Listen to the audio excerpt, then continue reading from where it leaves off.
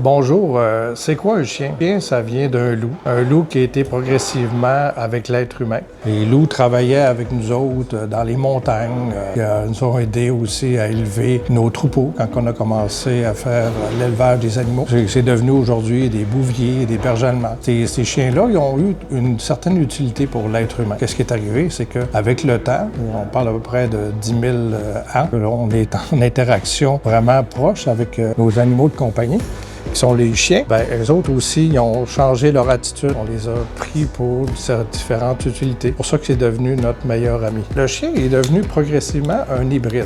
Les loups, tout le monde sait que c'est des carnivores, mais il est devenu un petit peu, avec l'être humain, c'est pas devenu un omnivore, mais c'est devenu un hybride entre les deux. C'est pour ça que le chien a besoin de moins de protéines qu'un exemple que le chat qui est resté carnivore. Fait qu'on parle de 28 % de protéines, tandis qu'un chat, on va parler à peu près du 30-32 % de protéines. Le chien, lui, dans son évolution, plus il va être jeune, plus il va avoir besoin de protéines et d'énergie. Puis plus il va vieillir, moins il va avoir besoin de protéines et d'énergie. C'est-à-dire qu'on va partir de 28 % de protéines à, quand il devient adulte, un 24 %, quand il devient plus vieux, un 21 %. Même chose pour le gras. Au début, il va avoir besoin de plus de gras. Puis après ça, au cours de sa vie, il va avoir besoin de moins de gras pour moins d'énergie. Mais de l'autre côté, plus il va vieillir, plus il va avoir besoin d'additifs pour sa digestion. Parce que le chien, c'est comme l'être humain, ça va être plus difficile pour lui de digérer les aliments. Fait que là, on va être obligé de rajouter des probiotiques à son alimentation pour l'aider justement à avoir une meilleure digestion.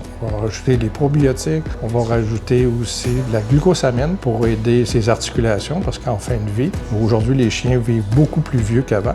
Ça va lui aider à être plus en santé pendant toute sa période de vie. Le chat, lui, c'est un petit peu différent. C'est que lui, il vit avec l'être humain depuis environ 4000 ans, depuis qu'on a commencé à faire des fermes sur le bord de la Mésopotamie ou d'Égypte. Le chat est devenu partenaire essentiel, parce que quand on commençait à faire des grains, on avait des grains, on voulait entreposer des grains. Ils se sont approchés progressivement des villages, des êtres humains. Les êtres humains ont trouvé ça très pratique, parce que là, ils mangeaient les oiseaux et les souris qui prenaient des grains. Fait qu'eux autres, c'est un win-win. C'est la situation parfaite pour le chat. Fait que le chat, lui, il est un prédateur vraiment hors pair. Fait que lui, il a besoin d'environ 2 heures par jour pour être capable de chercher son alimentation. Fait qu'après ça, justement, il commençait à vivre à proximité avec l'être humain. Fait qu'il y a eu une relation vraiment affective avec lui qui s'est développée à l'entour du temps. On va vous donner un petit exemple. Pour les Égyptiens, ils se faisaient souvent momifier avec leur chat, parce que pour l'après-vie, le chat était très, très, très utile pour les êtres humains. C'est pour vous montrer